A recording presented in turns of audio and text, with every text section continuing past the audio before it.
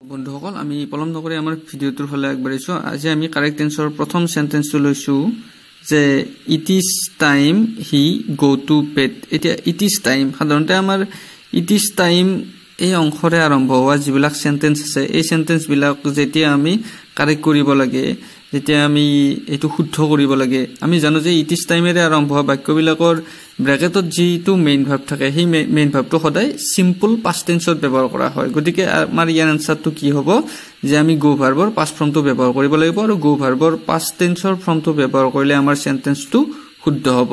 এতিয়া আমাৰ শুদ্ধ ফৰ্মটো কেনেকুৱাকে হ'ব? It is time he went to bed. গতিকে আমাৰ প্ৰথম সেন্টেন্সটো হৈ গ'ল। আমি সেকেন্ড সেন্টেন্সটো লৈ আগবাঢ়িছো আৰু আমাৰ সেকেন্ড সেন্টেন্সটো দিয়া আছে they be in Delhi for 10 years. They be in Delhi for 10 years অৰ্থাৎ তেওঁলোকে 10 বছৰ ধৰি দিল্লীত বাস কৰি আছে। যে ইয়াতে চাওঁ বাৰু যে দে বি ব্ৰেকেটত বি ভাৰ্বটো আছে আৰু শেষৰ ফালে আমাৰ ফৰ আছে আৰু আমি জানো যে সাধাৰণতে সিন্স বা ফৰ থাকিলে আমাৰ সেন্টেন্সটো প্ৰেজেন্ট পাৰফেক্ট কন্টিনিউয়াস টেন্সত ব্যৱহাৰ কৰিব লাগে। কিন্তু ইয়াতে যেহেতু বি ভাৰ্ব আছে, এতিয়া বি ভাৰ্বটো আমাৰ নন কনক্লুসিভ ভাৰ্বৰ অন্তৰ্গত হয় আৰু নন কনক্লুসিভ ভাৰ্বৰ অন্তৰ্গত যিকেইটা ভাৰ্ব আছে সেই আমাৰ 6টা ভাৰ্ব আছে নন কনক্লুসিভ ভাৰ্বৰ অন্তৰ্গত আৰু এইকেইটা হ'ল বি, হিয়াৰ, সি, ফিল, স্মেল, লাভ আৰু নো। এইকেইটা আমাৰ নন কনক্লুসিভ ভাৰ্বৰ অন্তৰ্গত আৰু এনেকুৱা ভাৰ্ব কেইটা আমাৰ প্ৰেজেন্ট পাৰফেক্ট কন্টিনিউয়াস টেন্সত আমি কোনো পদ্ধতি ব্যৱহাৰ কৰিব নোৱাৰো। এনেকুৱা ভাৰ্ব থকা সেন্টেন্স কেইটা আমাৰ প্ৰেজেন্ট পাৰফেক্ট টেন্সতহে ব্যৱহাৰ কৰিব পাৰো। গতিকে আনসাৰটো আমাৰ হ'ব they have been in Delhi for 10 years.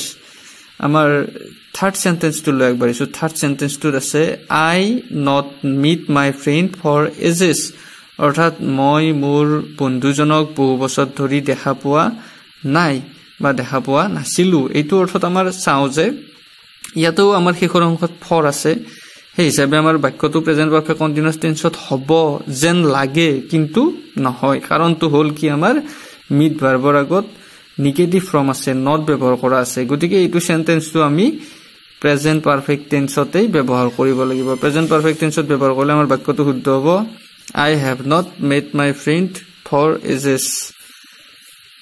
Number 4 sentence টোৰ ফালে আগবাঢ়িছো। ইয়াতে আছে look dear go the bus আৰু ইয়াতে আমি জানো যে এটা নিয়ম আছে যে হিয়াৰ আৰু ডিয়াৰৰ পিছত থকা কাম আৰু গো ভাৰ্বটো সাধাৰণতে সিম্পল প্ৰেজেন্ট টেন্সত ব্যৱহাৰ কৰা হয় আৰু সেই নিয়ম অনুযায়ী এই সেন্টেন্সটোৰো যিটো মেইন ভাৰ্ব আছে সেইটো আমি সিম্পল প্ৰেজেন্ট টেন্সত ব্যৱহাৰ কৰিব লাগিব আৰু এইটো এনসাৰটো হ'ব look dear আৰু গো ভাৰ্বৰ আমাৰ প্ৰেজেন্ট সিম্পল প্ৰেজেন্ট টেন্সৰ ফৰ্মটো ব্যৱহাৰ কৰিলে কি হ'ব? গোজ। লুক ডিয়াৰ গোজ দা বাস। আৰু আমাৰ কেতিয়াবা এনেকুৱাকৈ আহে যে সি হিয়াৰ বুলিও আহে, সি হিয়াৰ কাম আৱাৰ নেশ্যনেল হিৰো। সেনেকুৱা সেন্টেন্স সমূহত আমাৰ কি হ'ব যে সি হিয়াৰ কামছ আৱাৰ নেশ্যনেল হিৰো। গতিকে একেই ফৰ্ম থাৰ্ড পাৰ্চন সিংগুলাৰ নাম্বাৰ ফৰ্মতে আমি মেইন ভাৰ্বটোৰ লগত এছ বা ইএছ যোগ কৰিব লাগিব। তাৰ পিছৰ সেন্টেন্সটো লৈকে আগবাঢ়িছো। আমি 5 নম্বৰ সেন্টেন্সটো লৈ আগবাঢ়িছিলো when he came in I write a letter. when he came in I write a letter. তেওঁ যেতিয়া আহিছিল মই এখন চিঠি লিখি আছিলো।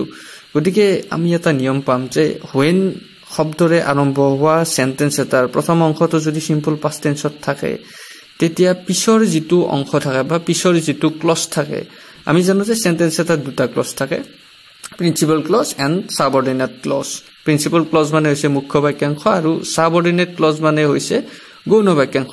ইয়াৰ লগে লগে আমাৰ কিছুমান সেন্টেন্সত কোঅৰ্ডিনেট ক্লজো থাকে, কিন্তু এইটো সেন্টেন্সত যেহেতু দুটা ক্লজ আছে আৰু প্ৰথম ক্লজটো আমাৰ কিহত আছে? সিম্পল পাস্ট টেন্সত আছে।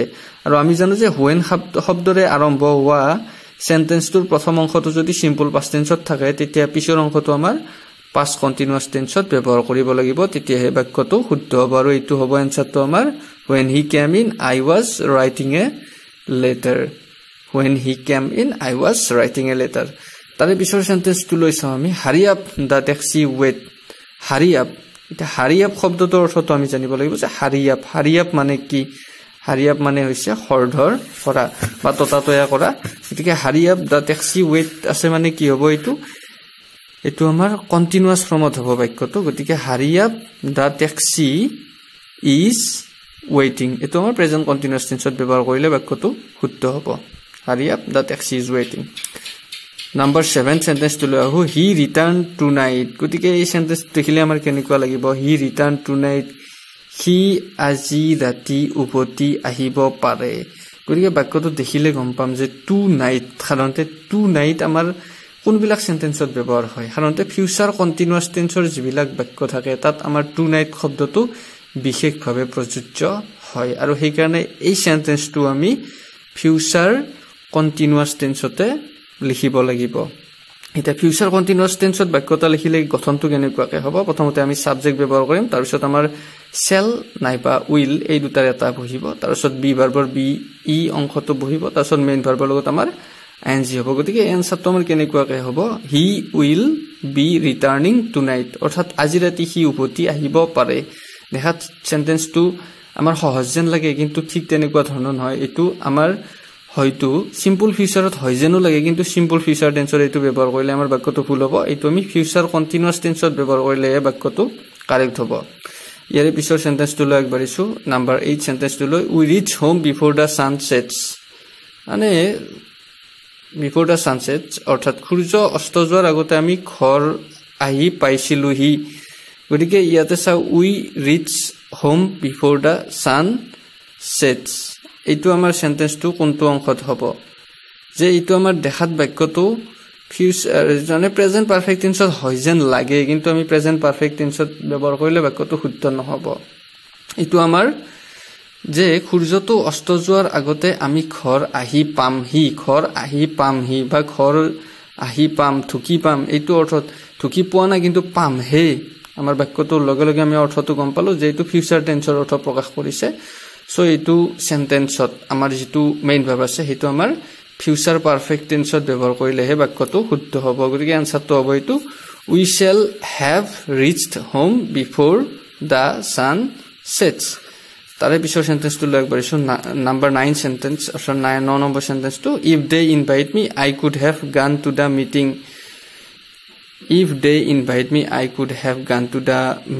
এই সেন্টেন্সটো এটা বিশেষ নিয়ম আছে এইটোৱে যে সাধাৰণতে যদি আমাৰ সেন্টেন্স এটাৰ পিছৰ অংশটো could have বা would have থাকে তেতিয়া সেই সেন্টেন্সটোৰ প্ৰথম অংশটো past perfect tense ব্যৱহাৰ কৰিব লাগে গতিকে সেই নিয়ম অনুযায়ী এটো সেন্টেন্স আমাৰ কেনেদৰে হ'ব যে আমি past perfect tense প্ৰথম অংশটো যেটো আমাৰ ব্ৰেকেট দি আছে সেই ব্ৰেকেটৰ অংশটো আমি past perfect tense ব্যৱহাৰ কৰিলে বাক্যটো শুদ্ধ হ'ব গতিকে আনসাৰটো হ'ব if they had invited me I could have gone to the meeting যদি তেওঁলোকে মোক সভাখনলৈ আমন্ত্ৰণ জনাইছিলে তেতিয়া হলে মই সভাখনত যাব পাৰিম হক বা যাব পাৰিম এনেকুৱা অৰ্থত হ'ব বাক্যটো আমি একেবাৰে শেষৰ সেন্টেন্সটো লৈ আহিছো I have my meal before they came গতিকে এইটো এনসাৰটো মই বন্ধুসকল আপোনালোকক নকওঁ এইটো এনসাৰ মই আপোনালোকৰ কাৰণে কমেন্ট বক্সত ৰাখিলো এটা আপোনালোকে এইটোৰ এনসাৰ মোক জনাব মোক কমেন্ট বক্সত কমেন্ট কৰি জনাব আৰু যদি এই ভিডিওটো চাই আপোনালোকে ভাল পালে তেতিয়া হলে লাইক কৰিব কমেন্ট কৰিব আৰু আপোনালোকৰ বন্ধুসকলৰ মাজত শেয়াৰ কৰিব তেতিয়াহে আমাৰ ভিডিও বনোৱাৰ যেটো সাৰ্থকতা সেই সাৰ্থকতাটো আহে আৰু আপোনালোকৰ পৰা পোৱা অনুপ্ৰেৰণা আমাক আগলৈকে আৰু অধিক ভিডিও বনাবলৈ অনুপ্ৰাণিত কৰিব গতিকে এইখিনি কৈ মই আজি এই ভিডিওটোৰ শেষৰ অংশলৈকে আহিলো ধন্যবাদ জয় আই অসম